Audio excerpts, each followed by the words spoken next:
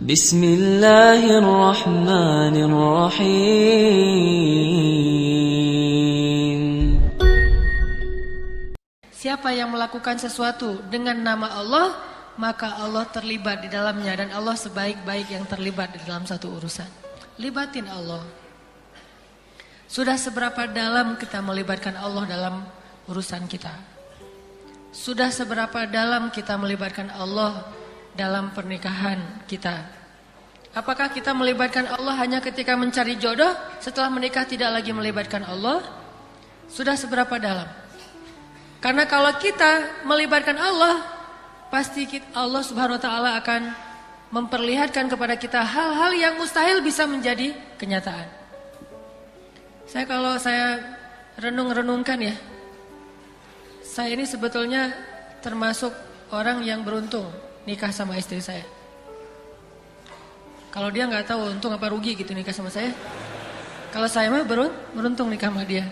Dan saya mah ngomong gini orangnya ada soalnya. Gak jujur ya. Hai. Kepada istri saya yang di belakang. Nih, saya tuh ngerasa beruntung nikah sama dia. Kenapa? Setelah nikah saya baru nanya-nanya. Kayaknya saya banding-bandingin kita nih gak sekufu. Gak selevel. Dia mah oriental banget. Cewek Korea gitu yang berhijab. Saya mah orang Madagaskar yang dipakein sorban ya. Soalnya keturunan orang tua saya itu campuran antara Afrika sama India. Kan orang Aceh mah campuran. Ada yang matanya biru gitu yang di daerah Melaboh, Aceh Barat, itu Portugis. Ada yang murni Arab banget. Kalau saya perhatiin ayah saya, kakek saya nih kayaknya ada yang mirip India, ada yang mirip Afrika. Jadilah ini campuran antara benua Afrika sama orang-orang India. Hidungnya India, kulitnya agak-agak mirip Madagaskar. Makanya pas di Mesir, teman yang paling banyak dari Afrika yang soulmate-an sama saya itu Madagaskar sama Kongo. Dan namanya Triple H. Hanan, Harun, satu lagi lupa Soalnya mereka mah di Afrika nggak ada sosmed. Jadi saya nyari-nyari ngepoin yang namanya Harun mana? Harun Madagaskar. Gak ada Harun Madagaskar, Harunnya macam-macam. Ada Harun Mesir gitu ya. Yang keluar banyak tuh malah Nabi Harun, kisah-kisah Nabi Harun. Wah, kan ini nih cara carinya Harun Madagaskar. Oh, Hasan satu lagi, Kongo. Dia kalau memperkenalkan diri Hasan Kongoi Demokratia kata dia, pakai bahasa Perancis karena orang Kongo bahasanya Perancis. Artinya tadi saya membandingkan kayaknya nih apa ya kelebihan saya kok dia kelepek-kelepek gitu sama saya. Kalau ngandalin fisik mah dah gini, agak-agak eksotis. Maksudnya nggak putih. Ngandalin fisik enggak. Ada yang ketawanya ngenyak gini. Bahagia banget ya. Bahagia gitu ketawanya. Nah, terus pas udah nikah saya nanya, emang kamu ngelihat saya apanya? Kalau Ustadz kan bukan kriteria yang paling ini gitu ya. Karena banyak juga yang bukan ustadz tapi orang soleh. Ustadz juga belum tentu soleh.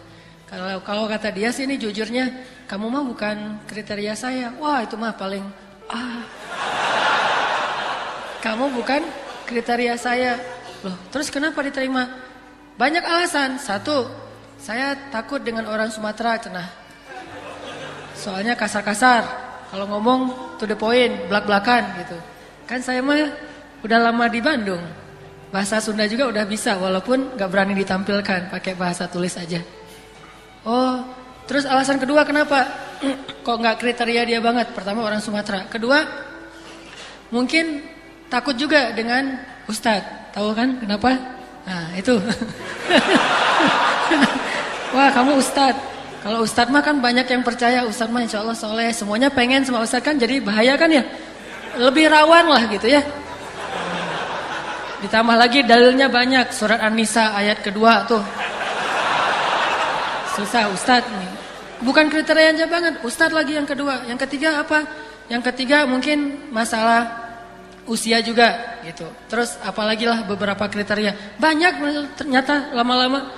Terus kalau saya nggak kriteria kamu banget, terus kenapa mau diterima? Bahkan udah banyak yang datang ke dia itu ditolak. Pas saya kepoin yang datang, namanya siapa? Saya ingat langsung cari Instagramnya. Pengen ngebanding-bandingin gitu. Saya apakah lelaki juara atau enggak gitu. Nyari Instagramnya. Pas lihat, wah keren juga nih yang datangnya. Ya rata-rata yang datangnya putih-putih. Mungkin saya yang unik kali ya. Biasa, kalau putih mah biasa. Jadi yang eksotis mah jarang. Mungkin saya karena unik, eksotis, jadi keterima. Saya ngeliat, wah lebih keren dari saya. Secara pekerjaan lebih mapan dari saya. Kemudian secara keturunan juga kayaknya nyambung nih sama-sama orang Sunda. Kalau mau ngabodor, here itu nyambung gitu. Wah kayaknya kok dia nggak ketolak. Yang ini ketolak, ada dokter, ada pengusaha, ada pejabat, ada macam-macam tuh. Kok ketolak semua? Ternyata rahasianya mungkin mereka datang ngandelin semua itu, saya mah datang ngandelin Allah Subhanahu wa taala. Pas saya bilang, jadi sebelum saya datang saya pelet dulu pakai doa, ya wadud, ya wadud. Gitu ya. Udah langsung apa nih? Tiba-tiba langsung nerima. Pokoknya pakai dalam tanda petik peletnya itu berharap kepada Allah. Yang mustahil aja bisa. Jadi kalau sekarang saya ngerasa kayaknya nih, saya orang yang sangat beruntung bisa ngedapatin cewek Korea yang berhijab, itu gara-gara mungkin menggunakan kuasa langit. Allah Subhanahu wa taala yang membolak-balikan hati, baik hati orangnya atau hati mantannya atau hati orang tuanya. Hati mantannya apa? Biar nggak balik lagi. Udah aja pergi aja deh. Allah balikin hatinya, nggak usah deket-deket loh, gitu. Udah ada hamba gua nih, ya, Hanan Ataki. Gitu. Ini ya teman-teman, jadi ngandelin Allah. Kalau kita makin kuat mengandalkan Allah, makin mudah urusan kita. Masalahnya yang kita belum terlalu paham mungkin, gimana sih cara ngandelin Allah? Ya kita pengen nih mengandalkan Allah, tapi caranya gimana? Satu, caranya selalu niatkan karena Allah Subhanahu wa taala. Kalau kita meniatkan sesuatu karena Allah, innamal a'malu binniyat, maka nanti kalimat berikutnya, faman kanat hijratuhu ilallahi wa rasulih, fahijratuhu ilallahi wa rasulih.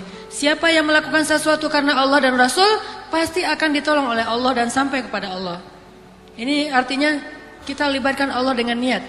Saya menikah karena ingin misalnya supaya halal hubungannya, supaya saya bisa meninggalkan dosa-dosa, supaya saya tidak lagi terkena fitnah akhir zaman, supaya karena menjaga diri, perempuan menjaga ifahnya, laki-laki juga menjaga dirinya seperti Yusuf, seperti Yahya dan yang lainnya. Kalau kita niatkan karena Allah, Allah mudahkan. Kedua, saya pengen menikah kalau karena Allahnya, pengen nanti di akhirat ada yang menyambut saya di pintu surga. Jadi begitu kita masuk pintu surga, dia udah duluan. Dari tadi ditungguin kemana aja sih? Ya, oh enggak, tadi mah banyak yang dihisap sih. Hisap apa? Kan akang mah orang kaya gitu. Masih sombong depan pintu surga. Mungkin nggak jadi masuk ya. Kan nggak boleh masuk surga orang yang di dalam hatinya ada sombong sekecil zarrah. Jadi nggak mungkin adegannya kayak gitu. Wah kangen, 500 tahun gak ketemu, iya kemana aja? Ya saya soalnya di timur, kamu di barat. Akhirnya kita ketemunya di pintu surga, terereng gitu ya, lari gitu. Hujan-hujanan, ini ya ada jadinya. Ini supaya niatnya nanti di surga juga kita udah punya pasangan. Daripada di surga masih ta'aruf-ta'arufan kan ya? Sudah ta'aruf dulu. Ini malaikat apaan tuh? CV saya. Itu, oh ya dikumpulin malaikat. Ini CV siapa yang mau nih? Kan susah, mending di dunia dulu. Walaupun di surga pasti Allah Subhanahu wa taala nggak mungkin membiarkan kita hidup sendiri di surga. Pasti ada pasangan. Cuman kalau nggak nikah di dunia, nikahnya di surga. Kalau ternyata udah habis jatahnya dari manusia, dikasih dari yang la yamsashunna insun qablahum wala jan, yang belum pernah disentuh oleh manusia dan jin sebelumnya, yaitu hurul ain, yang bermata jeli, namanya bidadari. Kalau bidadara, saya nggak tahu hadisnya. Jadi kemungkinan nggak ada. Yang ada adalah laki-laki dunia yang nanti akan menjadi pangeran-pangeran surga. Dan di sana juga ada wedding. Nanti ada prewed.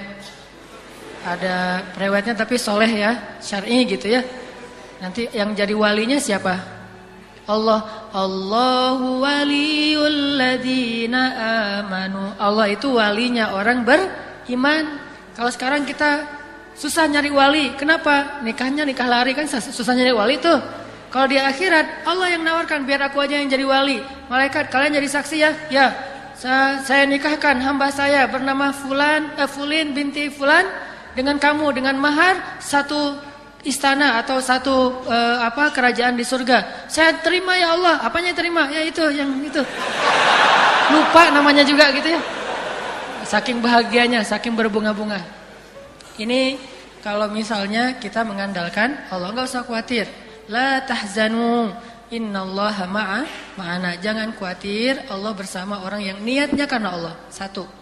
Kedua, kalau kita pengen melibatkan Allah, pantaskan diri kita. Selain niat, pantaskan. Karena Allah Subhanahu wa taala itu menolong hambanya sesuai dengan usaha hambanya untuk mendekatkan diri kepada Allah. Siapa yang datang kepada Allah sejengkal, Allah datang kepadanya sehasta. Siapa yang datang kepada Allah sehasta, maka Allah mendekat kepadanya sedepa. Siapa yang datang dalam keadaan berjalan, Allah datang kepada dia dalam keadaan berlari. Artinya Allah itu tergantung gimana usaha kita. Makin kita pantas, makin kita soleh, makin kita dekat sama Allah, makin Allah mudahkan urusan kita. Karena tidak ada kemudahan di sisi Allah kecuali didapatkan dengan ketaatan kepada Allah. Jadi tidak mungkin kita dapatin kemudahan dari Allah itu hanya dengan berhayal. Imam Hasan Al-Basri dulu pernah ngelihat seorang anak muda jomblo lagi duduk di pinggir sungai, ngelempar-lempar batu ke dalam sungai sambil bilang, "Ya Allah, nikahkan saya dengan bidadari. Nikahkan saya dengan bidadari." Jadi dia jomblo fisabilillah tuh. Duduk samping sungai. Lemparin. Gitu. Banget. Wajahnya lempeng gitu. Jomblo, ini ciri-ciri jomblo nih. Kalau wajahnya udah nggak lempeng, ini udah nggak jomblo berarti nih. Kalau yang masih, jomblo tuh. Lempar-lempar batu ke dalam sungai. Terus Imam Hasan Al-Basri lewat nanya, "Mabik, kenapa kamu kayak gini? Kenapa kamu mengucapkan ya Allah nikahkan saya dengan bidadari tapi sambil ngelempar batu ke sungai?" Kata Imam Hasan Al-Basri, "Mintalah dinikahkan dengan bidadari dengan beribadah kepada Allah dan perbaiki dirimu." Artinya dekatkan diri kepada Allah, bukan cuma sekedar berhayal, ngomongnya setinggi langit, tetapi hubungannya dengan Allah itu jauh sekali. Ya Allah tolong saya, doanya tuh bagus, tetapi kehidupan dia tidak dekat dengan Allah SWT. Allah wali bagi orang-orang yang dekat kepada dia. Wa may yattaqillah yaj'al lahu makhraja. Dikasih jalan keluar. Dekatkan diri kita kepada Allah. Tingkatkan kapasitas kita. Yang tadinya hafalnya Al-Fatihah, Al-Ikhlas, Al-Falaq, An-Nas, hafal juz amma. Kalau misalnya ceweknya syarat suami saya, suami idaman, hafal Al-Quran 30 juz. Dia kasih syarat kayak gitu. "Oh Neng, saya siap. Siap 30 juz, siap. Tapi mulai hafalnya setelah kita nikah ya." Ya gitu. Jadi Neng yang mentasmi, kan enak tuh ditasmi sama dia. "Mau surat apa Kang?" "Terserah Neng deh," gitu. "Hah, maksudnya udah hafal semuanya?" "Enggak, maksudnya baru mau hafal surat terserah Neng," gitu. "Ya udah Kang, surat ini aja Ar-Rahman." "Wah, enak tuh Ar-Rahman. Fa bi ayyi ala rabbikuma tukadziban." Jadi Akang udah hafal Ar-Rahman kan? Udah, maka nikmat mana lagi yang kamu dustakan? Cukuplah ya Ar-Rahman gitu kan ya. Mau dustain yang mana lagi gitu. Udah, oh gitu ya Kang. Ya minta Al-Muluk, minta Al-Kahfi, minta Yasin. Yang penting kita jangan salah paham terhadap Al-Quran. Neng mau hafal surat apa? Yasin. Innalillahi wa inna. Bukan. Yasin mah bukan surat untuk hanya orang meninggal ya. Jadi jangan asal disebut Yasin sama dengan kematian. Gak harus. Kadang juga dibaca untuk orang meninggal. Terutama ketika sakaratul maut, bacakan surat Yasin. Karena hadis Nabi, "Iqra'u surata Yasin ala mautakum." Bacakan surat Yasin kepada orang yang mau meninggal di antara kalian supaya memudahkan sakaratul maut.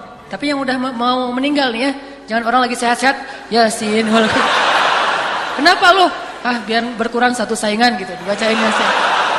Jangan. Kalau yang lagi sakarat doang bacain Yasin. Kalau nggak sakarat jangan. Dan ciri-ciri sakarat tadi bangetnya tuh Itu sakarat hati, sakarat perasaan. Gak bisa move on. Intinya tingkatkan kapasitas kita. Dan menghafal Al-Quran setelah menikah itu seru. Baca Al-Quran habis maghrib sampai ke Isya. Atau baca Al-Quran menunggu waktu subuh baca Quran. Bismillahirrahmanirrahim. Itu kurang mat. Yang mana mat? Yang ini. Tunjukin gitu ya.